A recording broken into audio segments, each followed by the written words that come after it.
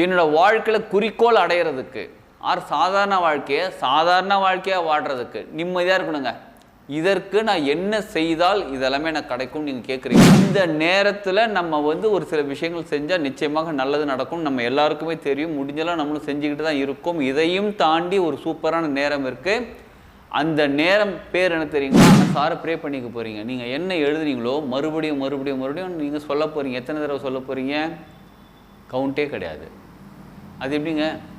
நீங்கள் சொல்ல இப்போ உதாரணத்துக்கு சாரை ப்ரே பண்ணிக்க போகிறீங்க. நீங்கள் என்ன எழுதுறீங்களோ மறுபடியும் நீங்கள் சொல்ல போகிறீங்க. எத்தனை தடவை சொல்ல போகிறீங்க? கவுண்டே கிடையாது. அது எப்படிங்க? நீங்கள் சொல்ல இப்போ உதாரணத்துக்கு வாழ்க வளமுடன் healing hands education healing centre தங்கள் அன்புடன் வரவேற்கிறது. நான் வாழ்க்கையில் சாதிக்கணும்னு நினைக்கிறேன். என்னோட வாழ்க்கையில் குறிக்கோள் அடையிறதுக்கு சாதாரண வாழ்க்கையாக வாழ்கிறதுக்கு நிம்மதியாக இருக்கணுங்க. இதற்கு நான் என்ன செய்தால் இதெல்லாமே எனக்கு கிடைக்கும் நீங்கள் கேட்குறீங்களா? இதற்காகத்தான் முகூர்த்தம்னு சொல்லுவாங்க. சரிங்களா? பிரம்ம முகூர்த்தம் நம்ம எல்லாருக்குமே நிறைய பேருக்கு தெரியும். பிரம்ம முகூர்த்தம் காலையில் ஒரு 4:30 மணிலேருந்து கிட்டத்தட்ட ஒரு 6 மணின்னு வச்சுக்கோங்களேன். 4:30 to 5:30 6:30 6 மணி வரலும் வச்சுக்கோங்க. அது சூரிய உதயத்துக்கு முன்னாடி 1 மணி நேரம் 24 நிமிஷம் ஒரு முகூர்த்தம்னு கணக்கு வச்சுருக்காங்க. சரிங்களா? அந்த நேரத்தில் இப்போ 1:30 மணி நேரம் அப்ராக்சிமேட்டாக வச்சுக்கோங்க. இந்த நேரத்தில் நம்ம ஒரு சில விஷயங்கள் செஞ்சால் நிச்சயமாக நல்லது நடக்கும். நம்ம எல்லாருக்குமே தெரியும், முடிஞ்செல்லாம் நம்மளும் செஞ்சுக்கிட்டு தான் இருக்கோம். இதையும் தாண்டி ஒரு சூப்பரான நேரம் இருக்குது. அந்த நேரம் பேர் என்ன தெரியுங்களா? தேவலோக நேரம். அது என்னங்க தேவலோக நேரம்? இது ஒரு கேள்விப்படாத வார்த்தையாக இருக்குது. இது கேள்விப்படாத நேரமாக இருக்குது. எஸ், ஆமாங்க. இது நிறைய, அதாவது இதை என்ன சொல்லுவாங்க அப்படின்னா, சித்தர்களுடைய பிரம்ம முகூர்த்தம், சித்தர்களுடைய நேரம்னு சொல்லுவாங்க, தேவர்களுடைய நேரம்னு சொல்லுவாங்க. அது எப்போன்னு கேட்குறீங்களா? 2 மணிலேருந்து 3:48 வரையிலும் கிட்டத்தட்ட இந்த நேரம். நீங்கள் இப்படி கூட கணக்கு வச்சுக்கோங்களேன். 2 to 4ன்னு வச்சுக்கோங்க கணக்கு. ரொம்ப மைன்யூட்டாக இந்த மினிட்ஸ் செகண்ட்ஸ்லாம் கூட பார்க்கணுன்னு அவசியம் இல்லை. நீங்கள் 2 மணிலேருந்து 4 மணி வரலாம். மத்தியானமானு கேட்குறீங்களா? மத்தியானம் இல்லைங்க, ஏர்லி மார்னிங். ஏர்லி மார்னிங் 2 மணிலேருந்து 4 மணி வரலாம். சயின்டிஃபிக்காக சயின்ஸ் என்ன தெரியுமா அவங்க சொல்கிறாங்க? அந்த நேரத்தில் பீனியல் கிளாண்ட் உச்சக்கட்டத்தில் அவங்களோட ஒர்க் பண்ணிக்கிட்டு இருப்பாங்கன்னு சொல்கிறாங்க. நமக்கு அந்த நேரத்திலலாம் சும்மா கண்ணை கட்டி அப்படி சொர்க்கமாக இருக்கும். நிறைய பேர் லாங் ட்ரைவ் போகிறவங்களாம் பாருங்கள், கிட்டத்தட்ட இப்போ பஸ் டிரைவர் ஓட்டிகிட்ருக்காருன்னு வச்சுக்கோங்களேன், ஒரு 3 மணிக்கு மேலே ஆள் மாறுவாங்க. ஒரு 2 மணிக்கு மேலே 3 ஆள் மாறுவாங்க. நைட்டு ஒரு 12-1 மணிக்கு ஒரு ஷிஃப்ட் மாறுற மாதிரி ஆள் மாறுவாங்க. ஏன்னு தெரியுங்களா? இவ்வளோ நேரம் இவர் தூங்கிட்டு இருப்பார், டிரைவர் ஓட்டிகிட்டு இருக்காரு. அந்த பர்டிகுலர் நேரம் இவ்வளோ நேரம் முழிச்சிட்டு ரொம்ப உச்சக்கட்ட டயர்ட்னஸ் போய் தூங்க வச்சுரும். அதனால் ஏற்கனவே தூங்கிட்டு இருக்கிற வண்டி ஓட்ட ஆரம்பிச்சிடுவார். இதெல்லாம் கவனித்து பார்த்துருப்பீங்க. நீங்களே கூட ட்ரைவ் பண்ணிட்டு போனீங்கன்னா அந்த நேரத்தில் உங்களுக்கு செம்மையாக தூக்கம் வரும்.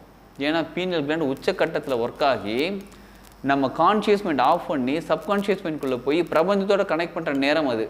அந்த நேரத்துக்கு பேர் தான் தேவலோக நேரம். தேவர்கள் உண்மையாகவே தேவர்கள் இருக்காங்களா? அது எந்த உலகத்தில் இருக்காங்க? இந்த ஆராய்ச்சியெல்லாம் வேணாம். அந்த நேரத்தில் தேவர்கள் சித்தர்கள் ஒரு சில விஷயங்கள் செய்கிறாங்க. அது அவங்களுக்கு ரொம்ப நல்ல பலனை கொடுக்குது. நம்மளும் நம்ம வாழ்க்கைக்கு தேவையான பலன் அடைய வேண்டும் என்றால், முழு பலன் அடைய வேண்டும் என்றால், அந்த நேரத்தில் பிரம்ம முகூர்த்தத்தையும் தாண்டி இருக்கக்கூடிய அந்த நேரத்தில் நம்ம கனெக்ட் பண்ணி உக்காந்துருந்தால் நமக்கு எல்லாமே கிடைக்கும். ஃபஸ்ட்டு என்ன பண்ணுங்கள், ஒரே ஒரு விஷயம் எடுத்துக்கோங்க. ஏதாவது ஒரு விஷயம் எடுத்துக்கிட்டு இதை மட்டும் செய்யுங்களேன். காலையில் ஏந்திரிச்சிடுங்க. ஏந்திரிச்சு எப்போ 2 மணிக்கெலாம் ஏந்திரிச்சு குளிச்சிடணும். அதில் பச்சை தண்ணியில் குளிக்கணுமா சொல்லுது அந்த கேள்வியெல்லாம் இல்லை. குளிச்சிருங்க. குளிச்சுட்டு ஃப்ரெஷ்ஷாக உட்காருங்க. வேறு ட்ரெஸ் போட்டுக்கோங்க. நைட் போட்ட ட்ரெஸ்ஸே போட்டுக்கூடாது, வேறு ட்ரெஸ் போட்டுக்கோங்க. போட்டு உட்காருங்க. எங்கே உட்காருங்க? பூஜை ரூமில் போய் உட்காருங்க. இப்போ பூஜை ரூமில் போய் உட்காடுறீங்க. இதுக்கு முன்னாடி சில விஷயங்கள் செஞ்சு வச்சுருக்கணும். என்ன தெரியுங்களா? மடக்குன்னு என்ன தெரியும்? எதை மடக்குன்னு கேட்குறீங்களா? அது மடக்கு இல்லைங்க. நான் சொல்கிற மடக்கு மண் சட்டி இருக்குது பாருங்கள். மண் சட்டியில் ரவுண்டாக தட்டு மாதிரி வச்சுருப்பாங்க. மண் வியாபாரம் பண்ணுற, அதாவது மண் வியாபாரம்னா மண் சட்டியில் வியாபாரம் இதெல்லாம் கடையில் போய் நாட்டு மருந்து கடையில் கூட கிடைக்கும். மண் பானை மூடுறதுக்கு மண் மூடி ஒன்று வச்சுருப்பாங்க பாருங்கள். அந்த மாதிரி இருக்குங்க. இது ஃப்ளாட்டாக இருக்கும், கொஞ்சம் ஃப்ளாட்டாகவும் அதுக்கப்புறம் ரவுண்டாகவும் இருக்கும். சரிங்களா? அந்த மாதிரி ஒன்று வாங்கிக்கோங்க. வாங்கிக்கிட்டு ஃபுல்லாக உப்பு நிரப்பிடுங்க. ஃபுல்லாக. சரிங்களா? கல் உப்பு நிரப்பிட்டு அதுக்கு மேலே என்ன பண்ணுங்க, தீபம் ஏற்றுங்க.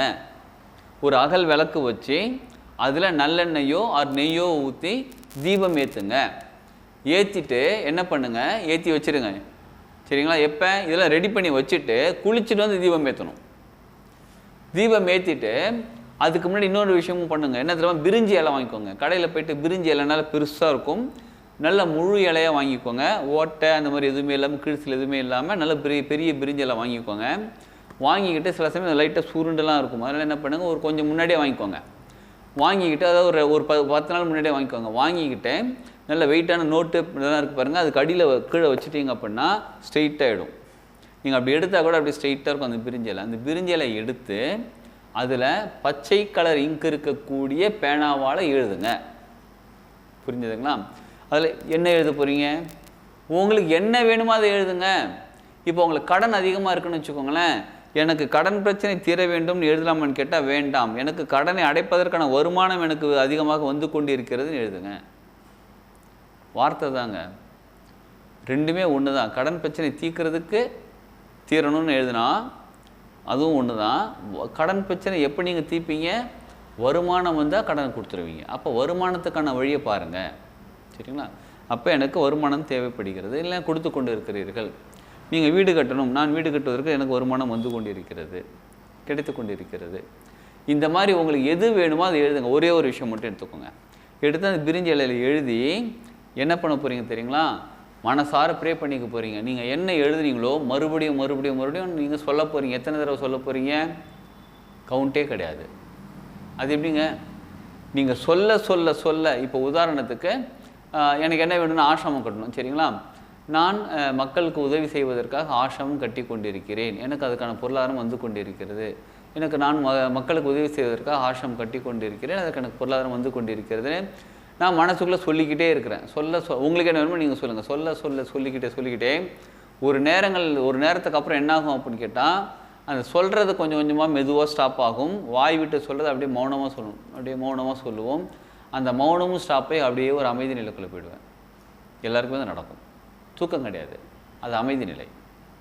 அப்படியே ஒரு அமைதியாக போயிடுறது. அமைதியாக போன பிறகு அந்த நேரத்தில் என்ன விஷயம் நம்ம செய்யணும்னு நம்ம நினைக்கிறோம் பாருங்கள், அதை திரும்ப சொல்லி அது பிரபஞ்சத்தோட கலந்து நமக்குள்ளே ஒரு அமைதி நிலை கொடுத்து அந்த சக்தியை நமக்குள்ளே அதாவது அந்த சக்தியை நமக்குள்ளே கொடுத்து நம்ம அதற்காக என்ன செயல் செய்யணுமோ, நமக்கு என்ன நடக்கணுமோ அது வெளியில் நடக்கிறதுக்கு இங்கே ஆரம்பிச்சிருவாங்க. சரிங்களா? அப்புறமா கொஞ்ச நேரம் கழிச்சு நமக்கே அப்படி மொழி போகிறோன்னா தூக்கத்துலேருந்து கிடையாது, அந்த அமைதி நிலையிலேருந்து ஓகே நமக்கு இப்போ கிடச்சிருச்சு. நல்லா கவனிச்சுக்கோங்க, அந்த உணர்வு நிலைக்குள்ளே இருக்கும். நான் இப்போ ஆசிரமம் கட்டிட்டேன்ப்பா, அங்கே நிறைய மக்கள் வராங்க, நிறைய பேருக்கு ஹெல்ப் நடக்குது, நிறைய பேர் அவங்களுக்கு தேவையான விஷயங்கள் நடந்துகிட்ருக்கு.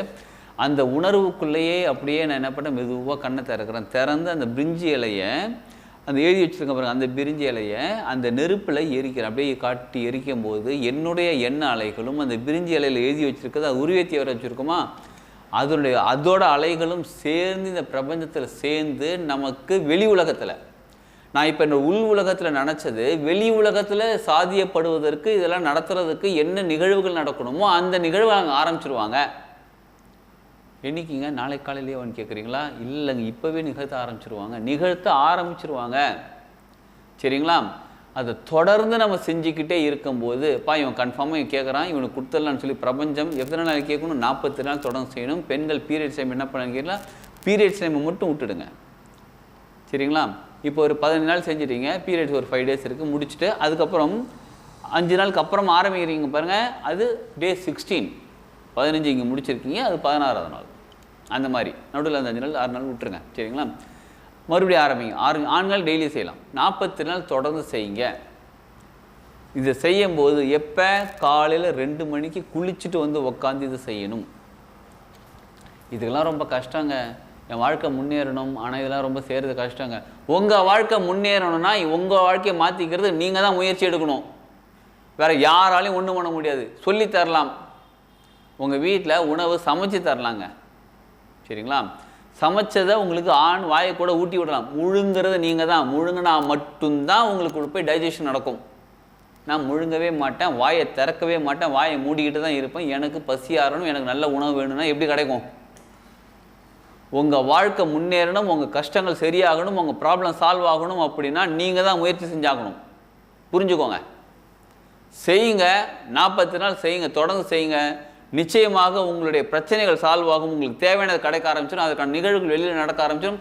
நம்ம கண்களுக்கு தெரியுதோ தெரியலையோ, இப்போ பூமி கடியில் விதையை நட்டு வச்சுட்டு நமக்கு உள்ளுக்குள்ளே மரம் வளருதா இல்லை செடி வளருதா நமக்கு தெரியாது. கொஞ்ச நாள் கழிச்சு தான் தெரியும் பாருங்கள். வெளியில் வரும்போது அவ்வளோ நாள் உள்ளுக்குள்ளே வளர்ந்துக்கிட்டு இருக்கு.